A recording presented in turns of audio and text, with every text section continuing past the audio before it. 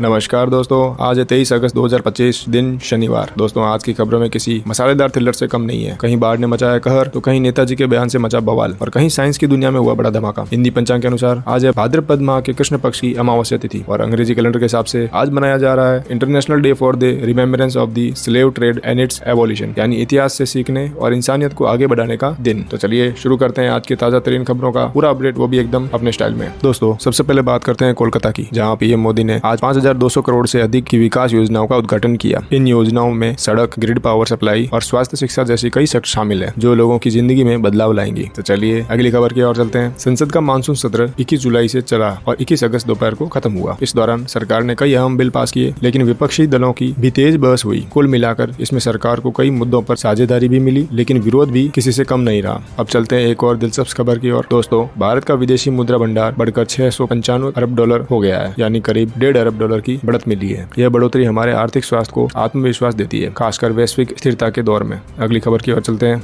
PM Modi ने बिहार की धरती पे बेगूसराय में ओटा सिमरिया पुल का जनता को समर्पण किया। यह पुल अब लोगों के रोजमर्रा के सफर को आसान बनाएगा, खासकर किसानों और ग्रामीण इलाकों में रहने वाले लोगों के लिए। अगली खबर नौकरियों से जुड़ी है। एक रिपोर्ट बताती है कि हर 10 में से 9 नियोक्ता यानी 90% से ज्यादा कंपनियां 2025 की दूसरी छमाही में नई भर्ती करना चाहती है। यह खुशखबरी है, खासकर उन लाखों युवाओं के लिए जो नौकरी की तलाश में है। अब बात करते हैं सेफ्टी की, लेकिन अलग संदेश के साथ। रक्षा मंत्री राजनाथ सिंह का कहना है कि हमारी महिला शांति रक्षक बदलाव की मिसाल बन चुकी है। यूएन मिशनों में उनका प्रदर्शन सिर्फ साहस नहीं बल्कि अपनी पहचान बनाना है और इस पर हमें गर्व है। अब एक और टेक अपडेट पेश करते हैं। केंद्र सरकार ने चिप डिजाइन सेक्टर में 23 नई परियोजनाओं का मंजूरी दी है। इस साल से देश में सेमीकंडक्टर डिजाइन की क्षमता बढ़ेगी और तकनीकी आत्मनिर्भरता को बढ़ावा मिलेगा। इसके साथ ही अगली खबर है निवेश भाव नजरिए की। एक एक्सपर्ट ने कहा है कि विदेशों से टैरिफ बढ़ने पर हमारी सबसे बड़ी ताकत है घरेलू उपयोग। साथ ही भारत चीन रिश्ते भी इस पर असर डालते हैं। यह संतुलन हमारे आर्थिक आत्मविश्वास को मजबूत करता है। चलते हैं अब एक संवेदनशील मुद्दे की ओर। आरएसएस ने पश्चिम बंगाल में बढ़ती हिंसा और चिंता जाहिर की है और कहा है कि इसमें लोगों को मिलकर शांतिपूर्वक रास्ते खोजने चाहिए। इस तरह की सलाह समाज में सोच समझकर कदम बढ़ाने की याद दिलाती है। आइए अब सुनते हैं तकनीकी खबरें सीधे इंडिया से। एक रिपोर्ट के मुताबिक बड़े निवेश और साझेदारियों के दम पर भारतीय सेमीकंडक्टर निर्माण में तेजी से आगे बढ़ रहा है। यह न सिर्फ तकनीकी क्षेत्र को मजबूत करेगा बल्कि रोजगार के नए अवसर भी खोलेगा। अब थोड़ा स्पेस और विज्ञान के रंग में। इसरो के बॉस वी नारायणन ने नेशनल मीट 2025 में कहा है कि विकसित भारत 2047 का सपना हम तभी पूरा कर पाएंगे जब हमारे स्पेस सेक्टर की क्षमता मजबूत होगी। और यह पढ़कर गर्व महसूस होता है कि इज्मो माइक्रो ने अगली पीढ़ी की सेमीकंडक्टर तकनीक विकसित कर दी है और इस खबर ने कंपनी के शेयर में तेजी ला दी है। तकनीकी रफ्तार और निवेश का मिलन है ये। अब प्रकृति और नुकसान और राहत दोनों एक साथ। हिमाचल प्रदेश में भारी बारिश से 338 से ज्यादा सड़कें बंद हो गई है। जनजीवन अस्त व्यस्त हो गया है। प्रशासन हरकत में है, लेकिन प्रकृति की शक्ति का एहसास यही है। और अब बात करते हैं उपभोक्ता अधिकार की। नेशनल कंज्यूमर हेल्पलाइन ने जुलाई में लोगों को 2.72 करोड़ रुपए से ज्यादा का रिफंड दिलाया। खास बात है कि सबसे ज्यादा शिकायतें आई ई कॉमर्स सेक्टर से, लेकिन सिस्टम ने समय रहते जवाब भी दिया। अब लौटते हैं बिहार की धरती की ओर। पीएम मोदी ने चंद्रगुप्त चाणक्य की धरती बिहार में लगभग 13,000 करोड़ रुपए की योजनाओं की सौगात दी और कहा कि जो संकल्प यहाँ बनाया जाता है वो कभी खाली नहीं जाता।